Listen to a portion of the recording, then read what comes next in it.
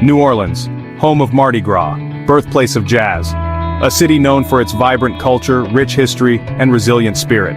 From the lively beats of jazz echoing through the French Quarter to the colorful parades of Mardi Gras, New Orleans is a city that knows how to celebrate life. But in 2012, the city became the epicenter of a scandal that shook the NFL to its core.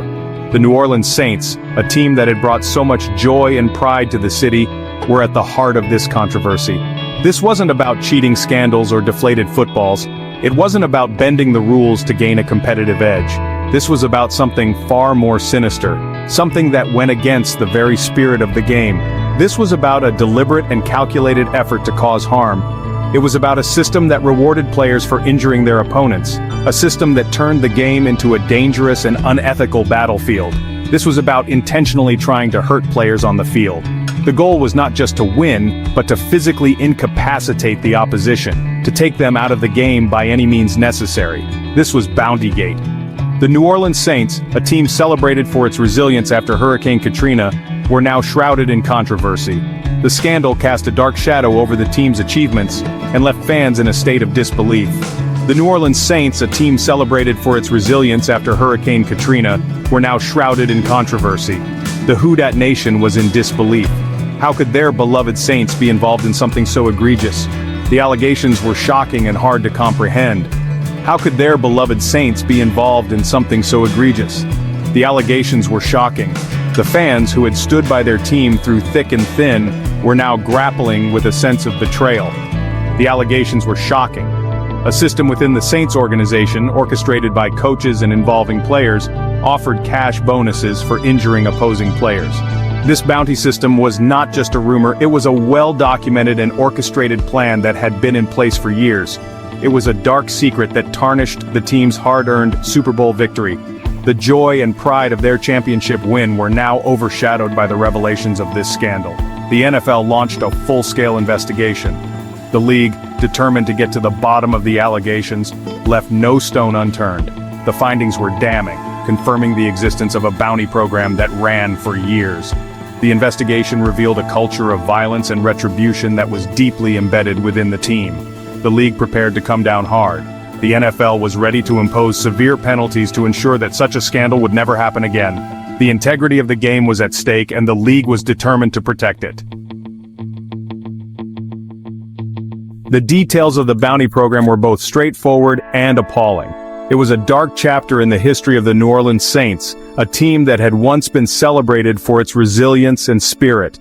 The program was designed to reward players for injuring their opponents, a practice that went against the very essence of sportsmanship and fair play. It was a cash-for-injury system where money was exchanged for causing pain. The more severe the injury, the higher the payout. This wasn't just a few dollars here and there. Substantial sums of money were involved, making it a lucrative incentive for players willing to cross ethical lines. Players received bonuses for inflicting pain on their opponents. Celebrations on the field took on a sinister tone as players high-fived and cheered not just for a good play, but for the damage they had inflicted. It was a twisted form of camaraderie, built on the suffering of others. The targets were often star players, the ones who posed the biggest threat to the Saints' success. These were the athletes who drew the most attention, both from fans and from the bounty hunters. Their skills and prowess on the field made them prime targets for this malicious scheme. The scheme was allegedly led by defensive coordinator Greg Williams. Known for his aggressive defensive strategies, Williams was a respected figure in the NFL. However, his reputation took a severe hit as details of the bounty program emerged, painting him as the mastermind behind this unethical practice. He was known for his aggressive defensive schemes, which often pushed the boundaries of what was considered acceptable. But this time, he had crossed a line that should never be crossed. His tactics went from aggressive to downright dangerous, putting players' careers and lives at risk. But this crossed the line. The NFL has always been a tough physical league, but there are rules in place to protect players. This bounty program ignored those rules, prioritizing injury over fair competition. It was a blatant disregard for the safety and well-being of the athletes. This was about deliberately causing harm. It wasn't just about winning games, it was about inflicting pain and suffering. The program turned football into a dangerous game of survival, where players had to watch their backs not just from the opposing team, but from their own teammates incentivized to hurt them. Linebacker Jonathan Vilma was also implicated. A leader on the field and in the locker room, Vilma's involvement was a shock to many. He was seen as a role model, but the allegations suggested he played a significant role in perpetuating the bounty culture. A leader on defense, he was accused of being a ringleader in the bounty program. His leadership, which was supposed to inspire and uplift his team, was instead used to encourage harmful behavior. The trust and respect he had earned were now under scrutiny. The NFL's investigation painted a picture of a team culture where injuring opponents was incentivized and celebrated. The findings were damning, revealing a systemic issue that went beyond just a few individuals. It was a culture that had been allowed to fester and grow, unchecked by those in power. This wasn't just about a few bad apples.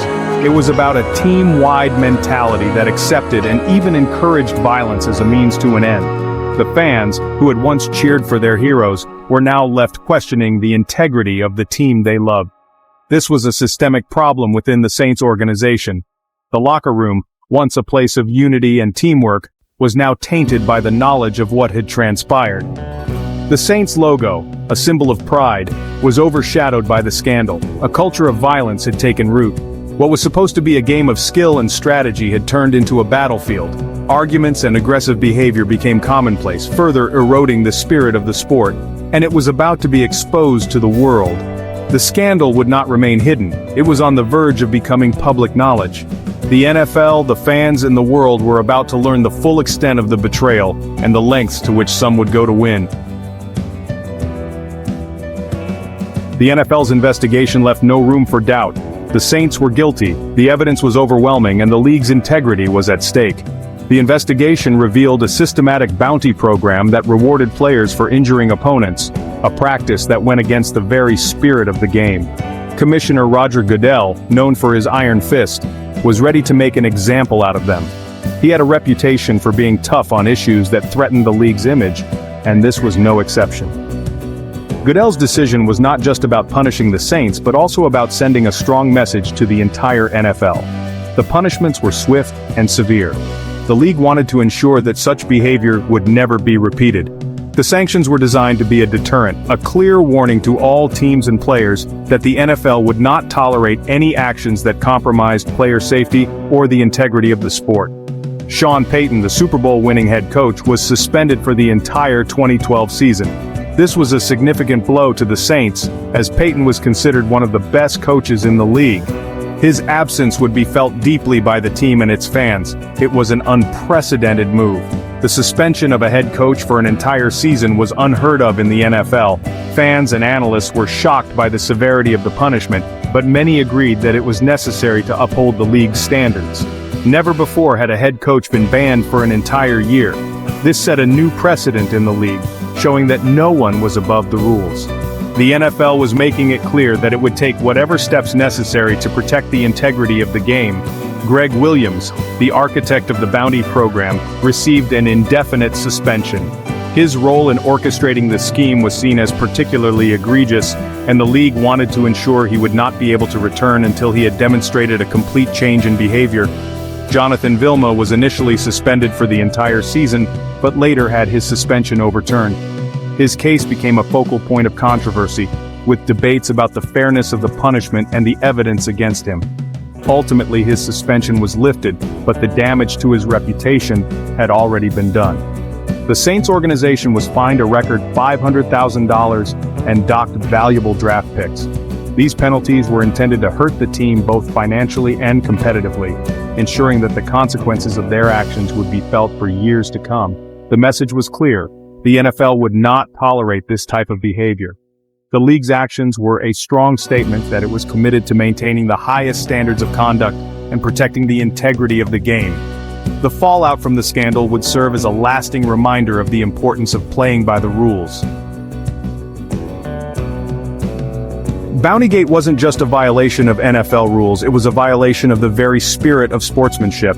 It was a betrayal of the trust that players have in each other. Football is a violent game, but there's a difference between playing hard and intentionally trying to injure someone. The Saints crossed that line. They incentivized violence and put their opponents at risk. The ethical implications were staggering. Bountygate forced us to confront the dark side of professional sports. It raised questions about the lengths teams and players are willing to go to win, and it left a stain on the NFL's reputation. Section 5, the price of dishonor, financial and legal fallout. The NFL's punishment was swift and severe, but the repercussions of Bountygate went far beyond fines and suspensions. The Saints faced a financial and reputational hit that would take years to recover from. The $500,000 fine was just the beginning. The loss of draft picks hampered the team's ability to rebuild. The scandal also tarnished the Saints brand. Sponsors distanced themselves. Fans were outraged. While the focus was on league penalties, the legal ramifications were less clear. No criminal charges were ever filed. However, the scandal raised serious questions about liability and player safety. Section 6, Beyond the Scoreboard, the human cost of Bountygate. Lost in the headlines about suspensions and fines was the human cost of Bountygate. This wasn't just about abstract concepts like sportsmanship and integrity. This was about real people getting hurt. Players like Kurt Warner, Brett Favre, and Peyton Manning were all targeted by the Saints bounty program.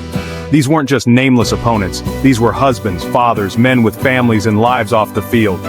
Bountygate forced us to confront the human toll of the game we love. It reminded us that behind every helmet is a person, and it made us question whether the pursuit of victory was worth sacrificing the well-being of those who play the game. Section 7, the long shadow of Bountygate. Years after the scandal, the NFL is still grappling with the legacy of Bountygate. The league has implemented new rules and protocols aimed at improving player safety, but the specter of that dark chapter still lingers. The scandal forced the NFL to confront the issue of player safety head-on. It led to increased scrutiny of coaching tactics and a renewed emphasis on protecting players from unnecessary risks. But the question remains, has the NFL truly learned its lesson? Or are the changes merely cosmetic, designed to appease public outrage, without addressing the underlying issues that led to Bountygate in the first place? Section 8, a league divided perspectives on Bountygate. The Saints and their fans felt unfairly targeted by the NFL. They argued that the punishments were too harsh, and that bounty systems were commonplace throughout the league. Other teams and their fans were outraged. They saw the Saints' actions as a betrayal of everything that was good about the game. They demanded accountability and justice. Even within the Saints organization, there were differing opinions. Some players admitted their involvement and expressed remorse. Others maintained their innocence and claimed they were unaware of the bounty program. Section 9, winning at all costs. The pressure cooker of professional sports. Bountygate exposed the dark underbelly of professional sports. It showed how the relentless pressure to win can lead to ethical compromises and dangerous behavior. In the NFL, where careers are short and the stakes are high, the desire to win can be all-consuming. Coaches are expected to deliver victories. Players are fighting for contracts and recognition. This pressure cooker environment can create a culture where the ends justify the means, where winning becomes the only thing that matters, even if it means sacrificing your integrity.